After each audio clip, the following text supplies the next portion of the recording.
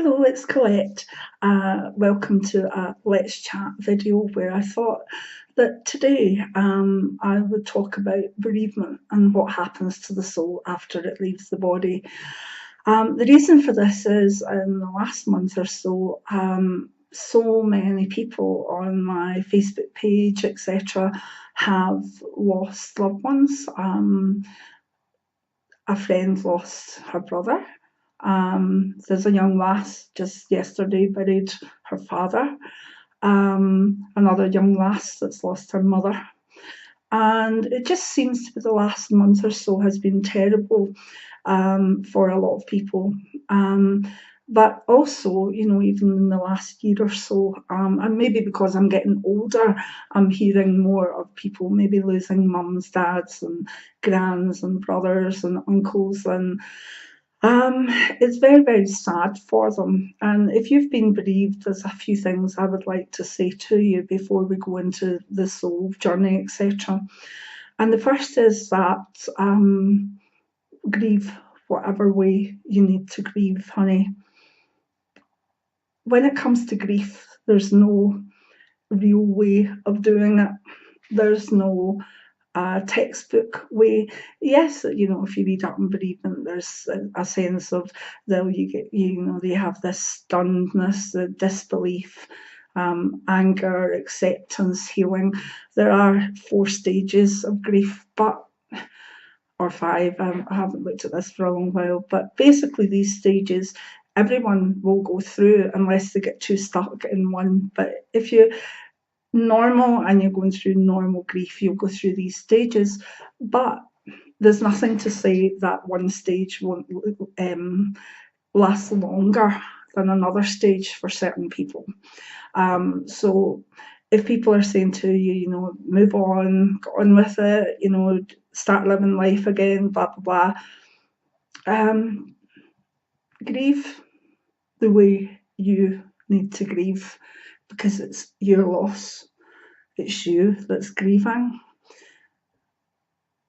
And there's nothing else that needs to be said by that, but that.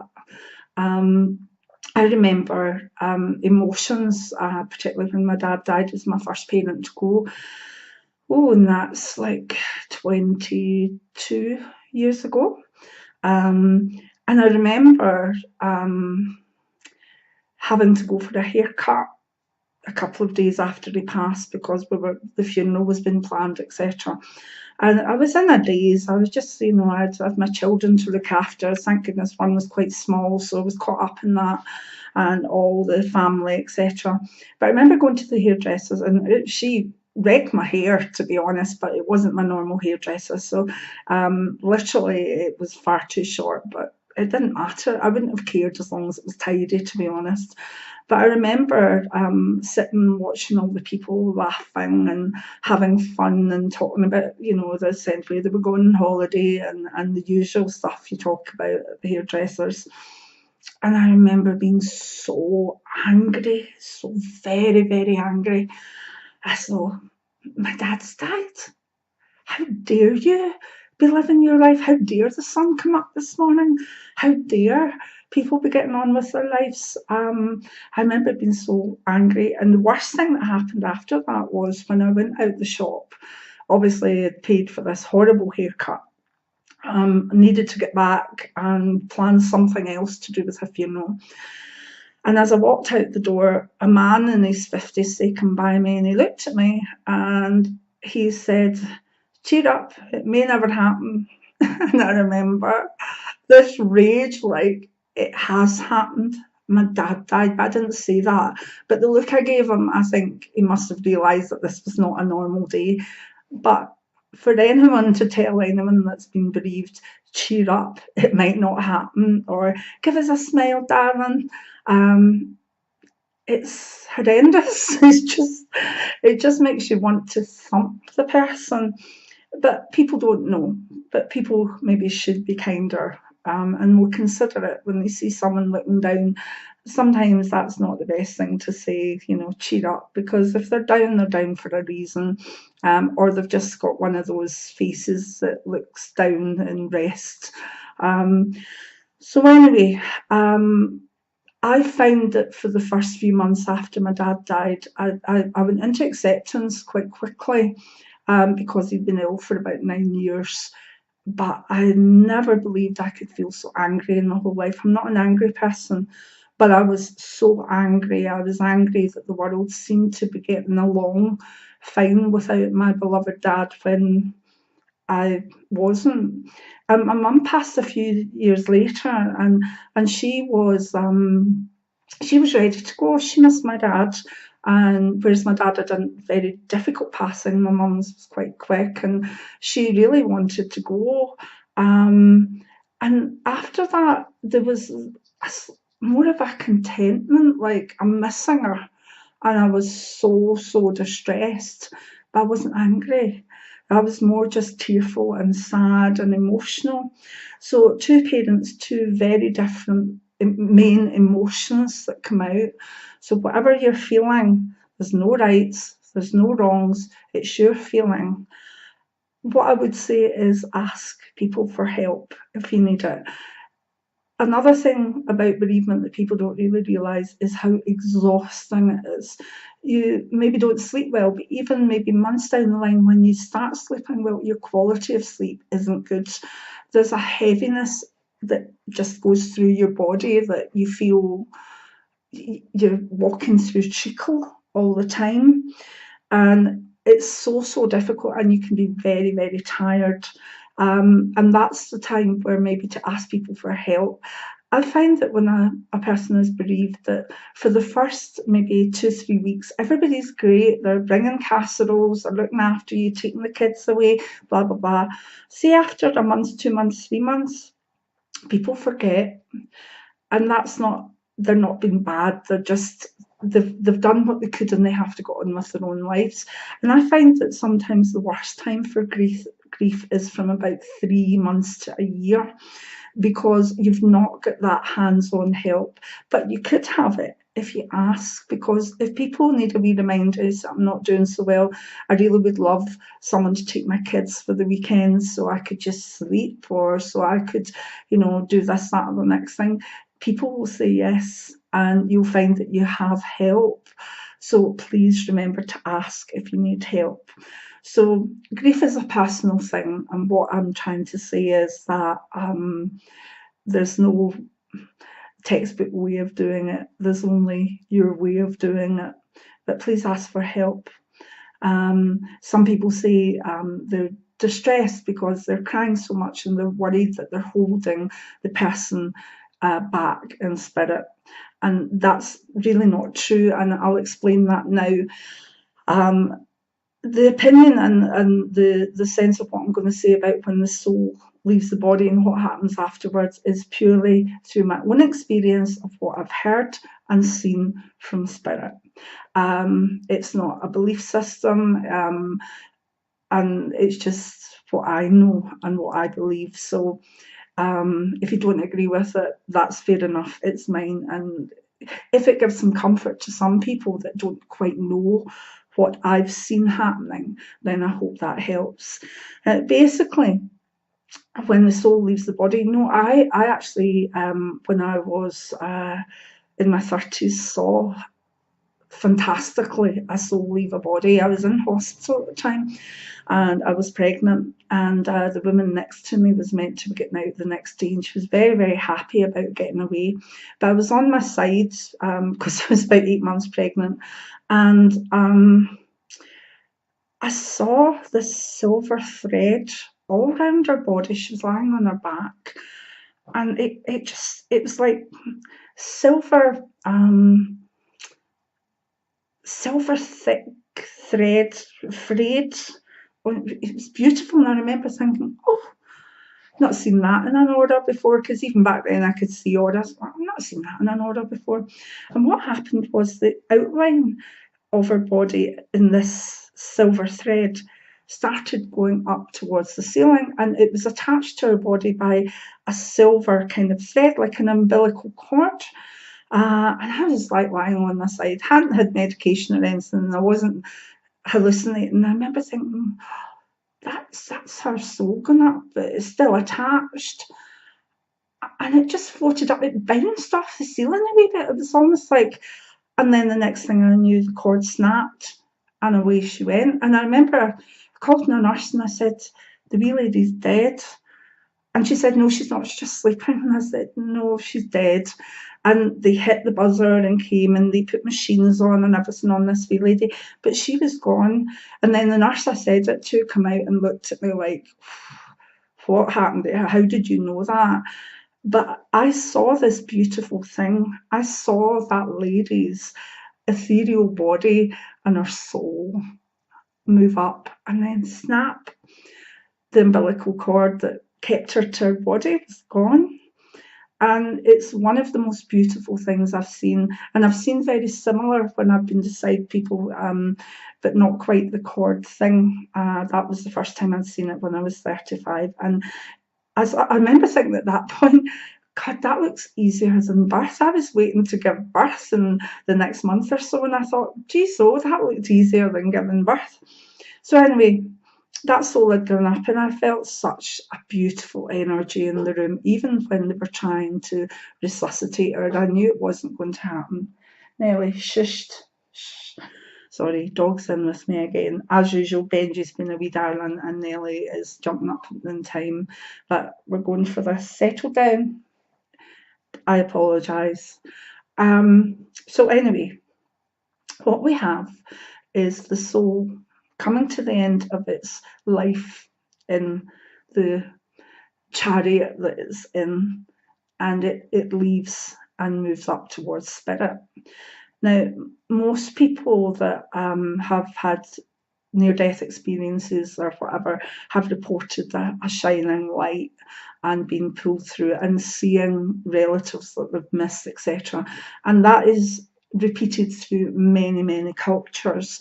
And also that's what I've heard back, that, you know, people are guided over. First of all, it's this amazing experience of just desperately wanting to go into this light, because it just feels like bliss. It just feels like nothing else. So while the loved ones are tearing their hair out and crying and cuddling one another, the soul has started its journey. And that's why when I'm around someone that's passed or passing, I always say, fly high, go on your journey. I wish you well, like you would wish people well on a journey. So after that, there seems to be going to a healing place. And I've seen that journey can sometimes, what I'm trying to say is, it normally happens just over a few days, but I've known some souls to stay more earthbound until after their funerals, and maybe up to 2 weeks. And that's nice. That's why you might find them, you feel them around at their own funeral, or your little dad would like that, or things move slightly, you get wee messages that the person is around. But once they've checked everything's okay, they start their soul journey truly, and that's the movement towards this healing place. Now, the healing place is a place where people get to come to terms with not having their physical body, their soul. They don't have arms, they don't have legs. It's where they literally are attuning to this new vibrational energy. And in that healing place, from what I've seen, their relatives and people they loved who are over longer, maybe 2 or 3 of them are there helping them. Sometimes they're animals, the dogs and cats as well. I've seen that quite a lot, that a loved dog would be, you know, not the person beside their healing space, but actually the animal beside it. And that's beautiful to see. And in that healing space or place, literally, they're also going through their lives, seeing what they did well, seeing what they didn't do quite so well, getting used to non-physicality, getting used to the vibration.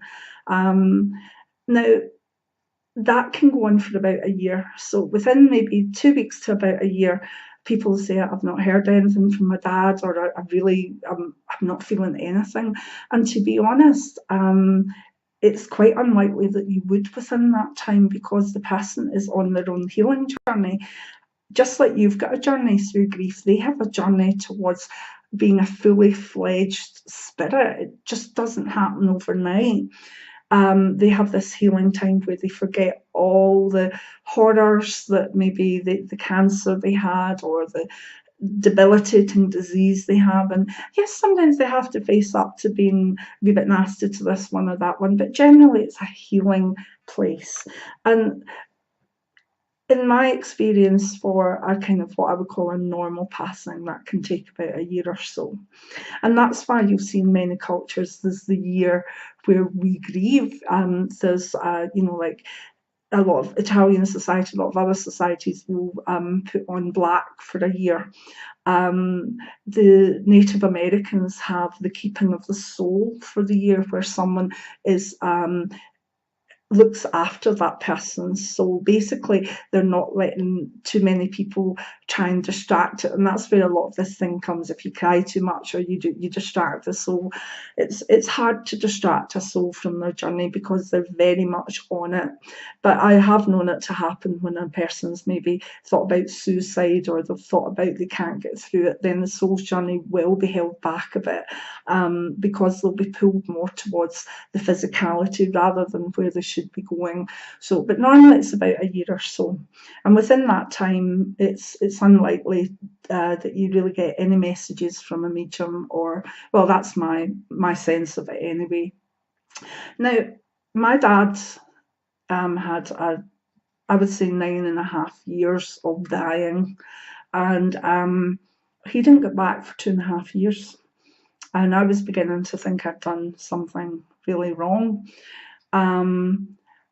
And I hadn't. When he got back, he simply said that he needed the time to repair, and also that he was kind of waiting on my mum a wee bit as well. Now, my mum got over, was reunited with my dad, did her healing time, and she was back in about 8 months.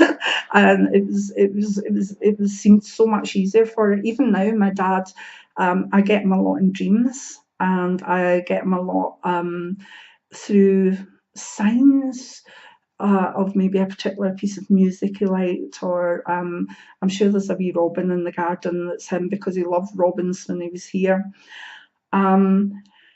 So he tends to come in dreams, but he never liked mediumship. He never liked these kind of sort of things anyway. He was a wee bit scared of it.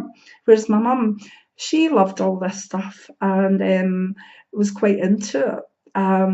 So it was easier for her to get back. I often say when I used to do the mediumship readings, face to face, etc., if I felt a man and he was quiet and he wasn't saying much, and people will say, well, that's okay, that's the way my dad was. They don't really change that much if they're not comfortable with this, or they were a quiet man. There's some couples that come through like man and wife to say a daughter, and then the wife will be chatting, and the man will just be standing like, and the people will say, oh, that's the way it was in life anyway, he didn't get a word in edgeways.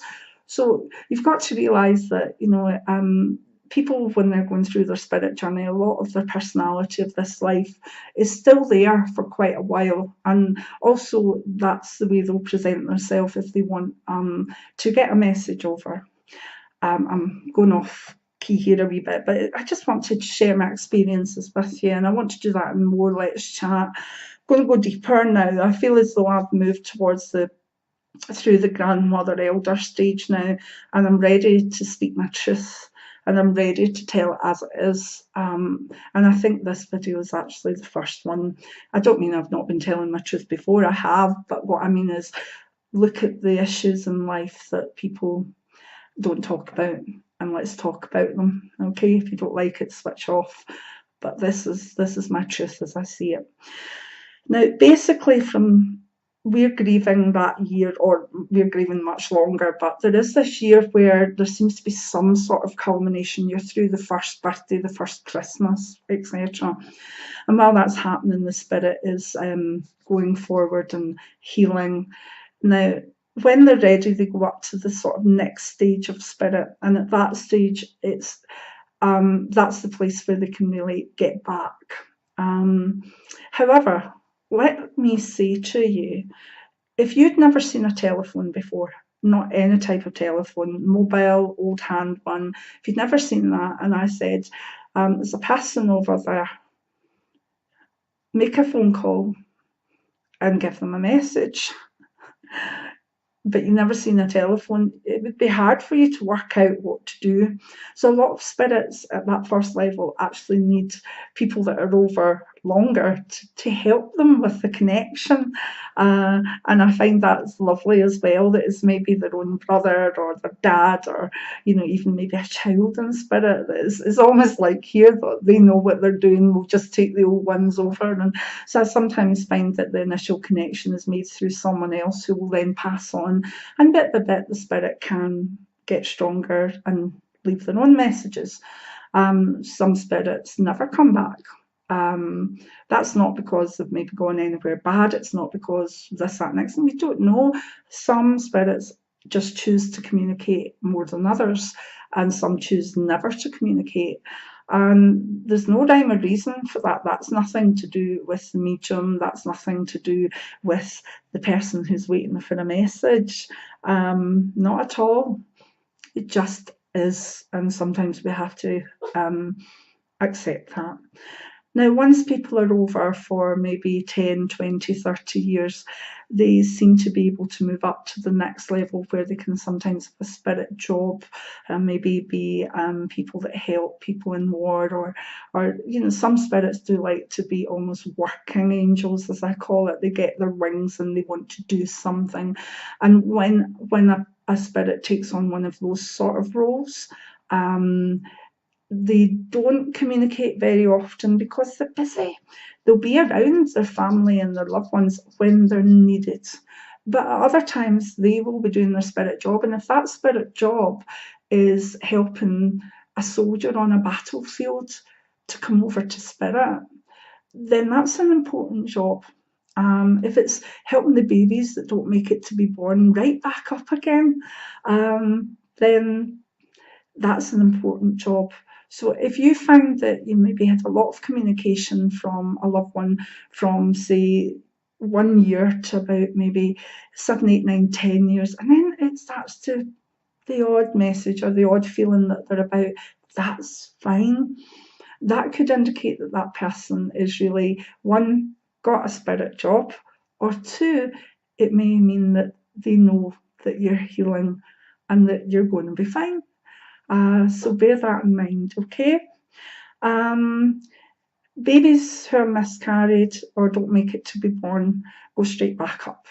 They have very little healing time because literally they've come down, they've spent a wee while in a mother's womb, and they've gone straight back up. And they can come back very, very, very quickly. And I think that's nice as well. So probably the quickest spirits to come back I've seen are babies that have either been stillborn or haven't made it to be born for any reason. They just go straight back up. And then we can talk about maybe reincarnation or whatever in another video. So there's a pattern in all cultures that respects the year where we get into our deepest grief. And at the same time as you're healing, the spirit's going through their healing time. And I say it's to get their wings, although they're not angels, because angels have never had human form, but it's like they've got their wings. And then, as I say, after that, we're dealing with their grief, and they're becoming stronger. And we might get the odd message, and we might not, or we might feel them around us, or we might not. But they're fine. They're living their life with the people they loved, and in their own wee karmic cluster up there, and they're looking down and hoping that we're getting on with our lives here, with our children, with our friends. And it's not bad. They're very happy. There's very few spirits I've actually connected with who haven't been happy spirits. There are trapped spirits and there are people, but generally, if you are thinking about your mum, your dad, your child, and they're in spirit, they're contented, they're happy. Some of them miss the physicality of the body, particularly if they're newish spirits. But they get there, just like we get there.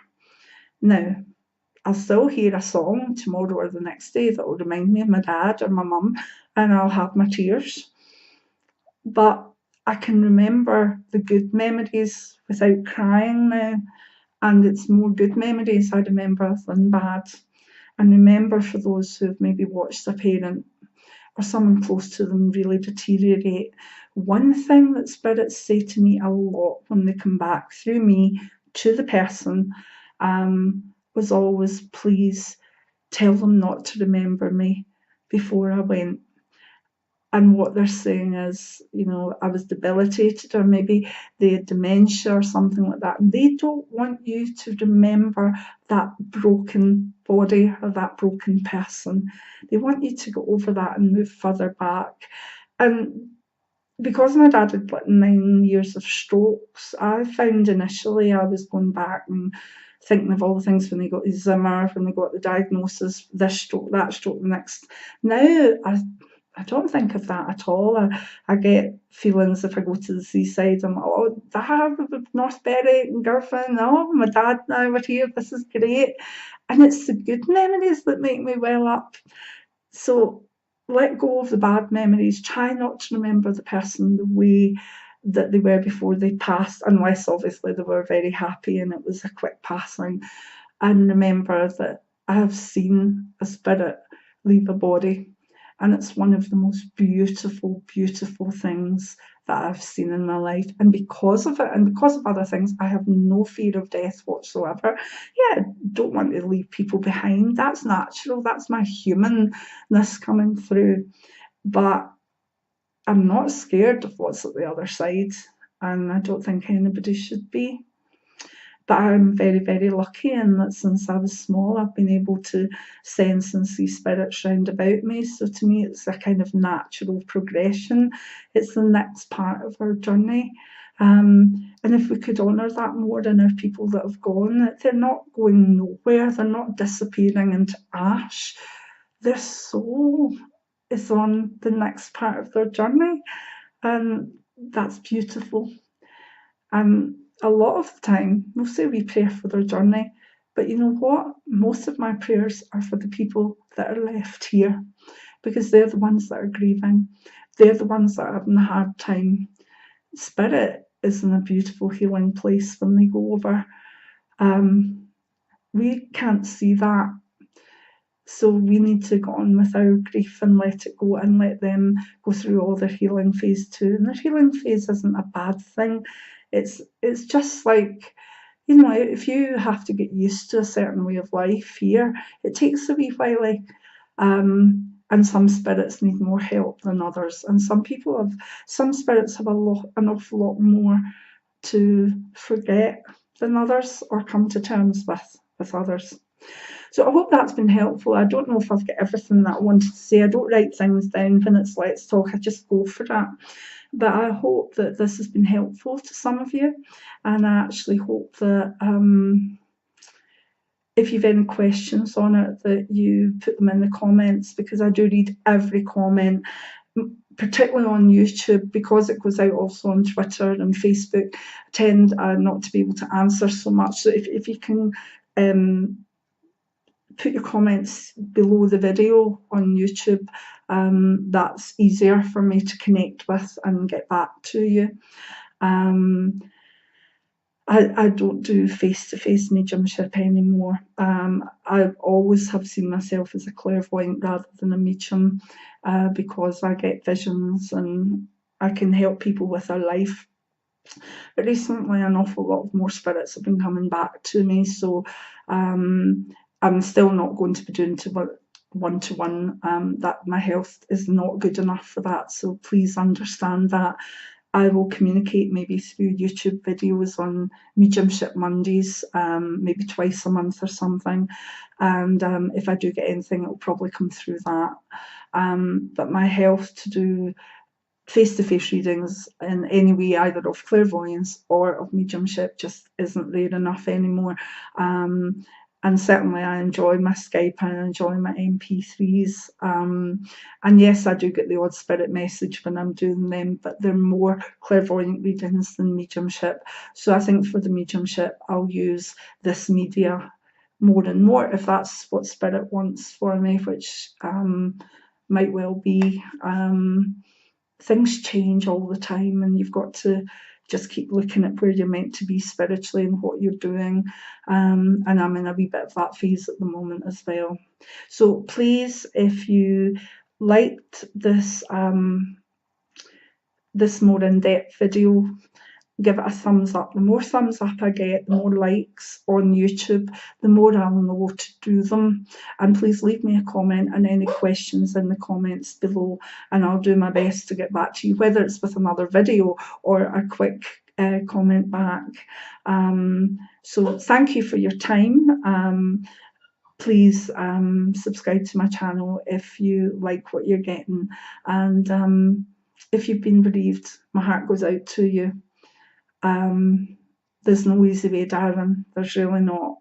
But you'll get there. You will get there. Many blessings now. And bye from a very, very cold and misty Scotland. Bye now.